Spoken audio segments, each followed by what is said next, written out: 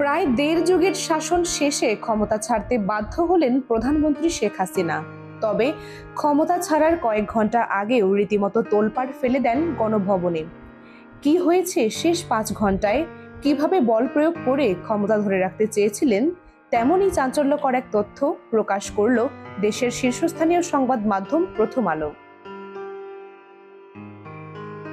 মঙ্গলবার তাদের প্রকাশিত প্রতিবেদনে দাবি করা হয়, শেষ সময়েও অতিরিক্ত বল প্রয়োগ এবং আরও রক্তপাতের মাধ্যমে ক্ষমতা ধরে রাখতে চেয়েছিলেন শেখ হাসিনা।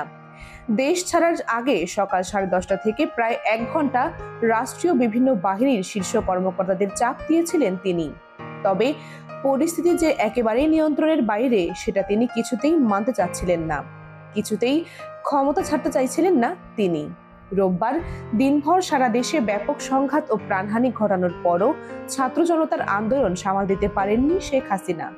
দলীয় অস্ত্রধারী কর্মীদের নামিয়ে রোববার দিনভর সারা দেশে ব্যাপক পরিস্থিতি উপলব্ধি করতে পেরে সেদিন রাতেই শেখ হাসিনাকে তার একজন উপদেষ্টা সহ কয়েকজন নেতা বোঝানোর চেষ্টা করেন, তারা সেনাবাহিনীর কাছে ক্ষমতা হস্তান্তরের পরামর্শ দেন।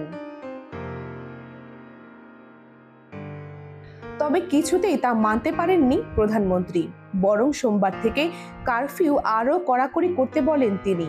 ভোর থেকে কারফিউ কড়াকড়ি করার উদ্যোগ নেওয়া হলেও সকাল 9টার পর থেকে বিভিন্ন স্থানে আন্দোলনকারীরা কারফিউ ভেঙে নামতে শুরু করেন। 10টা নাগাদ ঢাকার বিভিন্ন স্থানে জমায়েত বড় হতে থাকে। এমতাবস্থায় গণভবন অভিমুখে যাত্রা শুরু করেন কয়েক লক্ষ জনতা, যা বুঝতে পেরে 3 বাহিনীর সদস্যদের ওপর ক্ষোভ ঝাড়েন তিনি।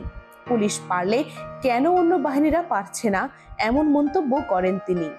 দূরত্ব বিবেচনায় 45 মিনিটের মধ্যে শাহবাগ থেকে গণভবনে আন্দোলনকারীরা চলে আসতে পারে বলে অনুমান করা হয়, তাই তাকে সেই সময় বেঁধে দেওয়া হয় দেশ ছাড়ার জন্য।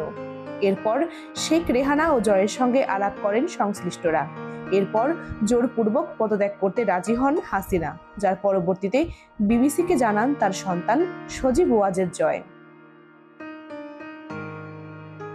যদিও সে সময় ভাষণ রেকর্ড করতে চেয়েছিলেন হাসিনা, তবে রেকর্ড করতে দিলে গণভবন থেকে বের হওয়ার সময় নাও পাওয়া যেতে পারে। এই বিবেচনায় শেখ হাসিনাকে ভাষণ রেকর্ডের সময় না দিয়ে দ্রুত তেজগাঁও বিমানবন্দরে নিয়ে যাওয়া হয়। সেখান থেকে নেওয়া হয় বঙ্গভবনে। আনুষ্ঠানিকভাবে রাষ্ট্রপতির কাছে পদত্যাগপত্র জমা দেন তিনি। এরপর ঠিক দুপুর 2:30টায় সামরিক হেলিকপ্টারে করে ভারতের উদ্দেশ্যে যাত্রা করেন তিনি।